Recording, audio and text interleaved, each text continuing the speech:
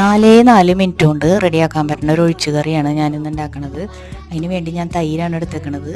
നിങ്ങളുടെ കയ്യിൽ നല്ല കട്ടിയുള്ള മോരുണ്ടെന്നുണ്ടെങ്കിൽ അതെടുക്കാം കേട്ടോ. ഞാൻ 1/4 കപ്പ് തൈര് എടുത്തിട്ട് അതിലേക്ക് അല്പം വെള്ളം ഒഴിച്ചു കൊടുത്തിട്ട് അതിൻ്റെ കട്ടിയൊന്ന് കുറച്ചെടുക്കുന്നുണ്ട്. ഇനി നമുക്കൊരു ചീനച്ചട്ടി അടുപ്പത്ത് വെച്ചിട്ട് വെളിച്ചെണ്ണ ചൂടാവുമ്പോൾ അതിലേക്ക് കടുകിട്ട് പൊട്ടിക്കാം.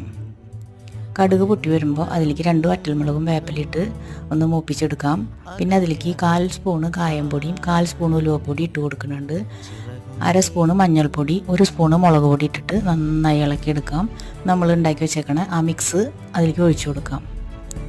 ഇനി അത് തിളയ്ക്കേണ്ട ആവശ്യമില്ല. അപ്പം നമുക്ക് തീ ഓഫ് ചെയ്യാം. എന്നിട്ട് നമുക്ക് അതിലേക്ക് ആവശ്യമുള്ള ഉപ്പ് ഇട്ട് കൊടുക്കാം.